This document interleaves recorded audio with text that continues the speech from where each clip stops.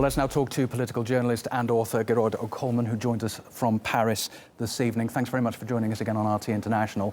You're in the French capital. What's the mood and atmosphere in the city right now? We're being told that there's a state of war and a state of emergency.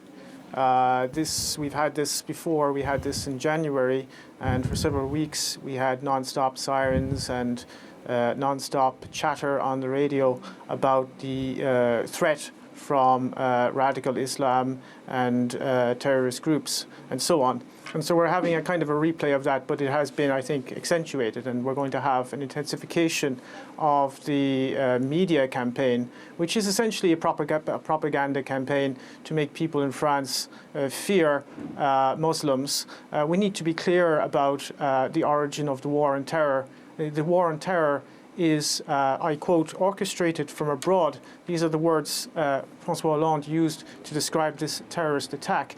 Well, the attacks that have been continuing to destroy Syria, to massacre its population, have also been orchestrated from abroad.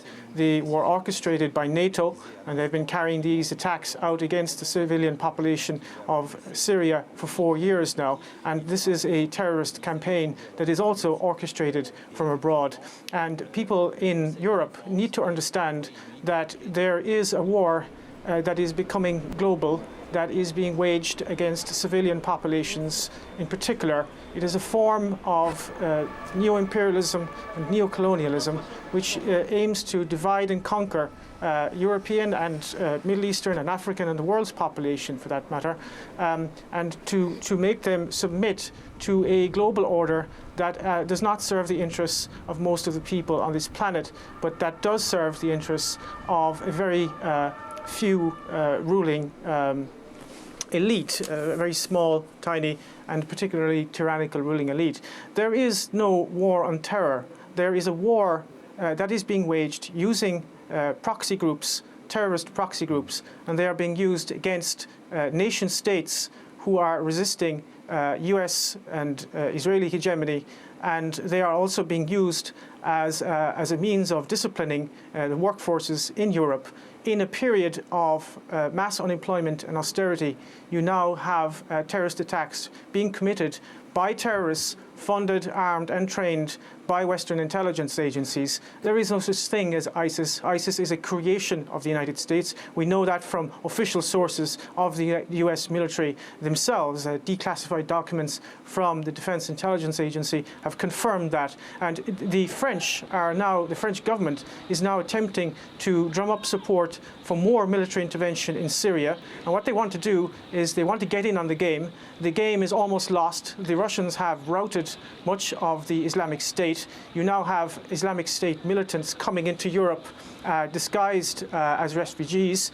That will destabilize Central Europe, and the French government wants to get in on the game in Syria and prop up those so-called moderate rebels. There are no moderate rebels, of course, in Syria. There are Al-Qaeda and ISIS militants, terrorists who have been beheading people, eviscerating people, absolutely creating chaos and genocide right across the region, and this does not serve the Syrian people or anyone other than the Western corporate elites and their geopolitical interests. What do you expect France to do now in the light not only of Friday's terrorism, but 10 months on from Charlie Hebdo? It's not going to ease up on what it's doing, is it?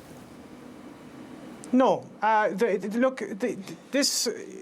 Much depends on how the French public will react. If they will, we are being bombarded now with a media propaganda campaign. It's just non-stop talk where we're told not to go out in the street. We're supposed to be fearful and keep quiet and so on. I think there is going to be a campaign against dissidents in France. They're very worried about the new media that has emerged in recent years, and they are very worried about the alternative media. So I think there you will see, we saw this actually after the attacks in January, you will see a conflation of terrorism and dissidence. So one of the tools which the mass media uses to discredit any kind of rational questioning of the established order, and particularly the war on terrorism, is to deride those who would question the war on terrorism as conspiracy theorists. And I think you're going to see a crackdown on so-called conspiracy theorists and websites that actually publish rational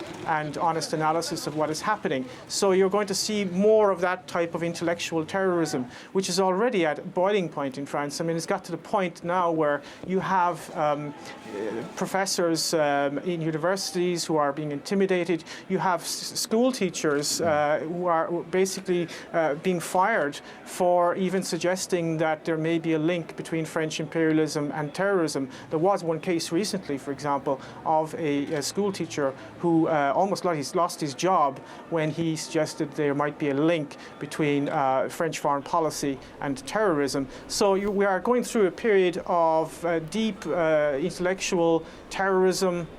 And of course, these random terrorist acts, which are a form of low-intensity civil war. I think that the current crisis, the refugee crisis, which is really a form of coercive engineered migration, because they could have easily have been prevented, this form of coercive engineered migration is going to make this a lot worse, and it is going to create the conditions of civil war. It is a natural consequence, of course, of globalization, of financial capitalism. This is essentially what it leads to. I mean, it leads to a breakdown of society. And the only way in which they can kind of keep everybody down is by a policy of divide and conquer. So you're going to see a situation where you've got very much a Wahhabized working class in France. They're being Wahhabized by the allies of the French political elite, the Saudis and the Qataris. They're building Wahhabite mosques all over the place. And that is going to Wahhabize the youth, and they're going to be then used as pawns, if you like, in much bigger geopolitical wars, proxy wars against Russia, proxy wars against Iran in the Middle East, and so on. And that is going to create massive social unrest. It's going to divide working people against each other. And the only people who are going to actually benefit from this are the war contractors, the military-industrial media intelligence complex. So in whatever way you look at this, I don't know who exactly committed this attack and this atrocity, but the real people who are responsible, whether directly or indirectly or consciously or unconsciously, is the French government, because they have been complicit in terrorism in the Middle East and all over Africa. And that needs to be understood. And if we don't understand that, this is going to continue and it's going to deteriorate. We will find ourselves in a situation under military law, martial law, if this continues. So it really needs to be analysed and understood. Can I pick you up on the issue of migrants and refugees? Because one of the terrorists appears to have been a French citizen, another a recent migrant to the country. What do you think this will do to France's policies towards the migrant crisis? Well, I think there is sufficient evidence to suggest strongly, in fact, that the current crisis, I mean, the migration crisis is something that is ongoing, and there are different waves. You've got different waves coming up from Libya, you've got the ones coming up from Syria and up through the Balkans. But the current kind of refugee crisis, as it were, is what I would refer to as coercive engineered migration. This is a term used by Kelly Greenhill, a US academic, who wrote an interesting book on this, whereby she shows that migration can be used as a tool by one state to destabilize another state. In this case, it's definitely being used by the United States and Turkey to destabilize the Balkans, Mitteleuropa, which would be Hungary, and of course Germany. And the geostrategic reasons of this are basically go back to classical geopolitics, which is Halford Mackinder's theory of dividing the world island. That is to say, you divide the Eurasian Peninsula from the Baltic Sea to the Black Sea. You create an intermarium there so that you prevent German and Russian unity. And that is why Germany essentially is being kind of overrun with people who are themselves victims of globalization, but they are now being instrumentalized and used as weapons of globalization. And this is one of the key contemporary strategies of US imperialism. You use the consequences of globalization as further tools to further globalization. And I think there is no policy in Europe to to control immigration or anything like that. I think that the key question here is not actually controlling immigration. The key question is stopping this geopolitical destabilization of Europe. And some countries are attempting to do that. Hungary is attempting to do that. Bulgaria is attempting to a certain extent to do that. In other words, trying to find out who's an actual refugee and who isn't. They're prioritizing women and children, for example, in Hungary.